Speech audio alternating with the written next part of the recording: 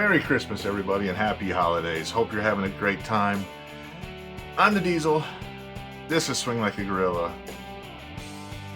And as great as this time of year is for golf, we get a few good spots like the PNC, the match in December, and then in January we have the Sony Open and the Kapalua, the Tournament Champions. Other than that, it's a lot of this, a lot of that, and some more of this. But hey, this year we actually got an early Christmas present. We got the first launch of the season. Well, for those of you that don't know, launch season actually starts in September. You know, Titleist and Mizuno always launch their clubs in September, and then we wait until January, usually right around the PGA show, for everybody else, TaylorMade, Callaway, and then after the clubs, the balls come out. You know, again, somewhere between middle of January through spring. You know, right around the Masters. And before we get into this new launch, we need to talk a little history. A little over a year ago, the folks over at My Golf Spy did a massive ball test. I mean massive. This thing was huge. 37 different premium golf balls, 60 hours of testing. It was something like over 4,000 total shots on a robot. I mean, this thing was pretty impressive. I mean, definitely go check it out. Just go to Google My Golf Spy golf ball test results or something like that. It'll come up. It's really good. It's a pretty good read. And sure, you know, on most of these tests, we got a lot of the normals, a lot of the contenders. We got your Pro V1s, your Chrome Softs, your TaylorMades, your Strixons. I mean, they were all in the front runner on most of these tests. You know, not a lot of surprises there. You know, who came in first, second, all that kind of stuff. There was one anomaly that stuck out to me.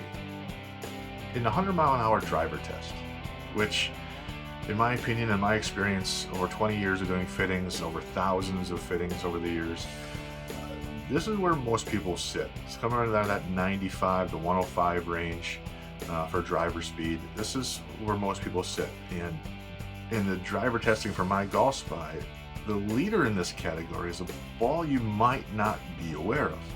The ball is the Maxfli Tour CG. And before we go any further, this is by no way a paid promotion. Everything we're talking about is just my opinion. Feel free to go test these things yourself. Everybody's golf swing is different. Your results may vary. Alright, moving on.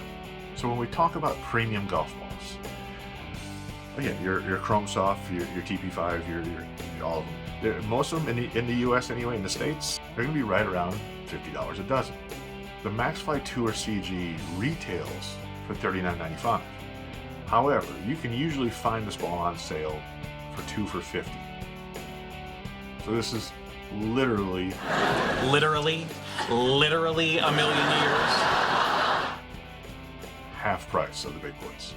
All right, so let's take a look at this chart, this testing that they did. And again, this is independent testing from My Golf Spy. And like I said, these results are really good. But let's take a look at their chart.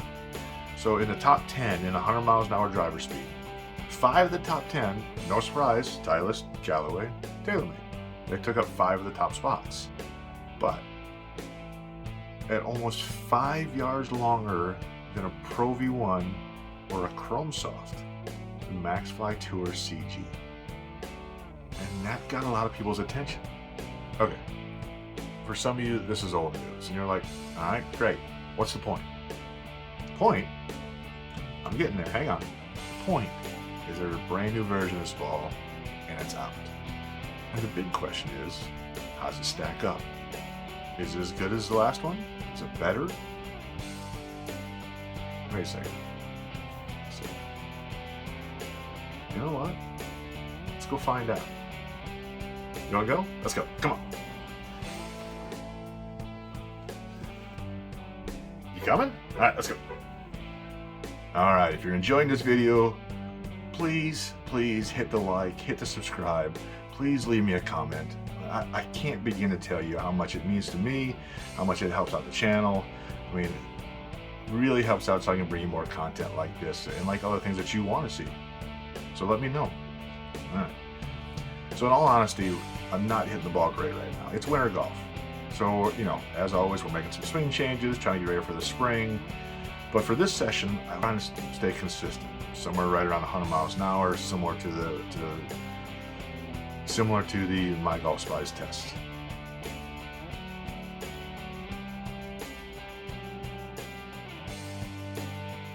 So when you look at the old Maxfli compared to its counterparts, it's basically middle of the pack when it comes to ball speed, launch angle, spin, peak height, descent angle, carry, total yards. It's, like I said, right in the middle, which again, really interesting. If it's middle of the pack, how did it get to be the longest ball by almost 5 yards? Well, it's kind of this perfect Goldilocks combination. So if you're looking at this, you know, 147 is in the middle, launch angle, it just matched it where, like I said, the two Titleist balls that are on here, the launch angles are too low for this ball speed. This is why fittings are so important. It's not always about the best driver or, you know, how fast you're swinging. Sometimes it's a combination of what the driver does and what the ball does. I mean, for me, whenever I go into a fitting, I always bring my own balls. I mean, I always bring whatever ball I'm playing at the time.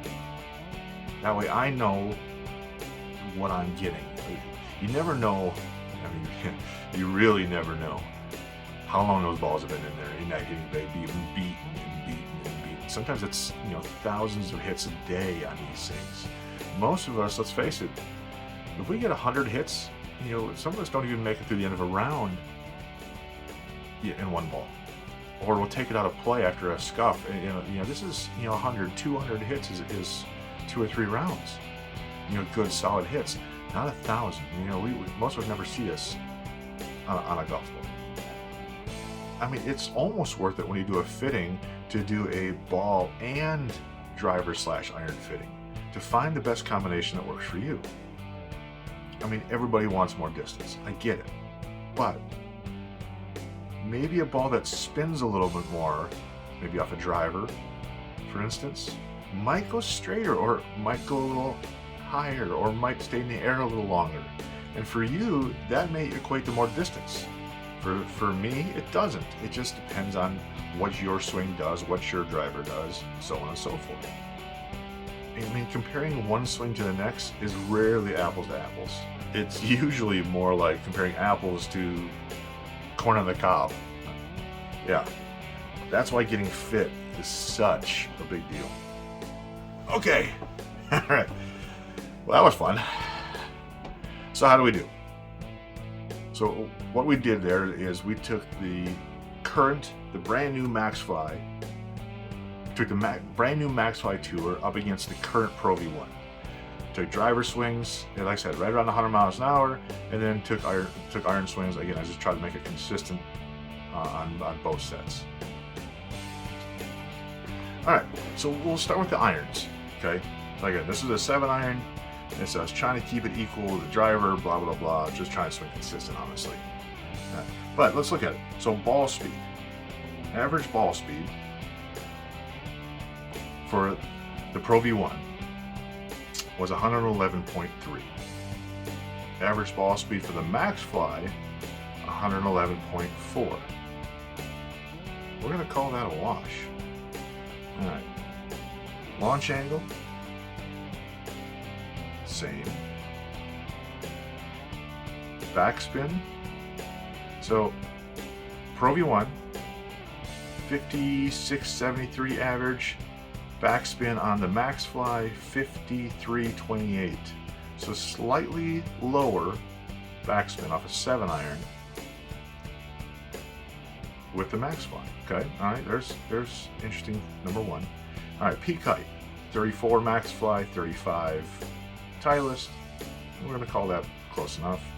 Descent angle, 49.49, almost identical. Carry, Maxfli, 155. Pro V1, 153. So 2 yards further on carry. We're not really worried about roll so much. I mean, it was 161 versus 160. Not that big a deal. So really, I mean, yeah, 2 yards further on an iron, over 10 shots, me hitting it, not a robot. Honestly, that's probably pretty close to a wash. So on a 7 iron, my testing, I got them being equal. Pro V1, Maxfli Tour GC, I'm going to call these negligible at best.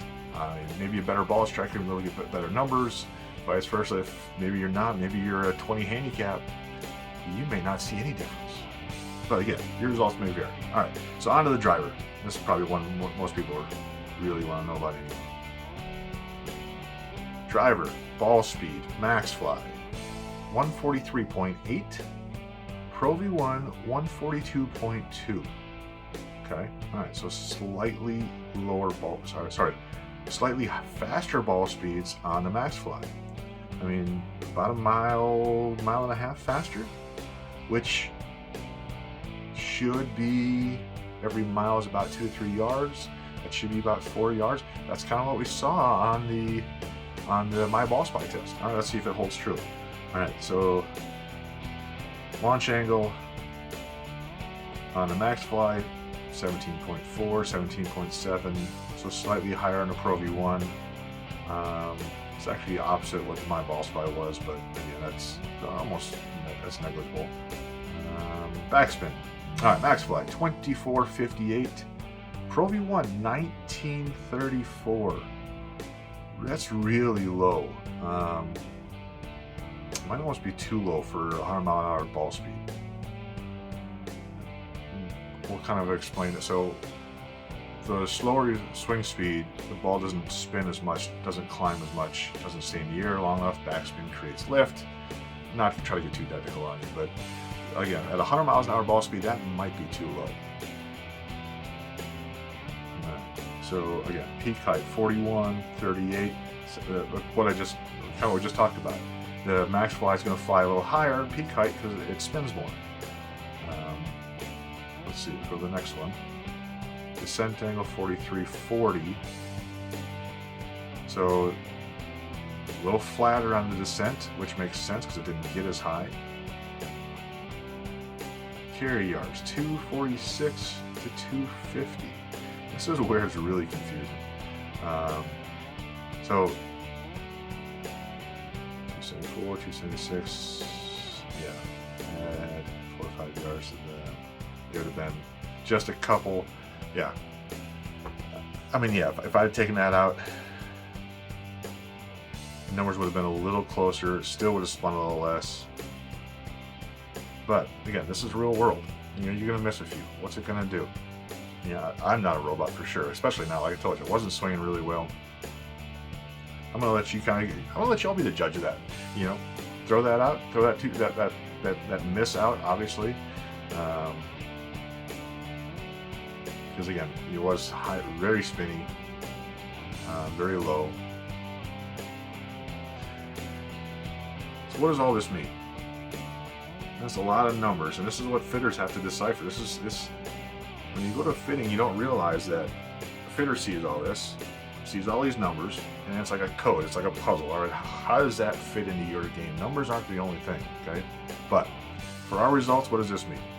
Well, we've got a golf ball that costs half of what the others cost. And in my testing, and according to Golf Spy, my Golf Spy last year's ball, they're pretty close. I mean, they got a little longer, mine was a little shorter, but negligible at best.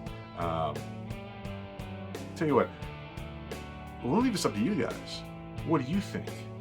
If you got a ball that costs half as much and performs the same, what ball are you playing? Get down in those comments, let me know, what ball do you play? Are you going to try the new Maxfli ball? Are you going to stick with yours? What matters to you? I got a lot of friends that I play with that only play brand name balls, and that's fine, whatever. Hey, get down in those comments, leave me a comment on what you guys want to see too. What do you want tested? Maybe if I can get access to it. Maybe you want drills, putting, working on a couple things. So stay tuned. I got some good content hopefully coming in the spring. Guys, as always, thank you so much for watching. Again, I was your host. I'm the Diesel. Until next time, hit them straight, hit them long, and don't forget, swing like a gorilla.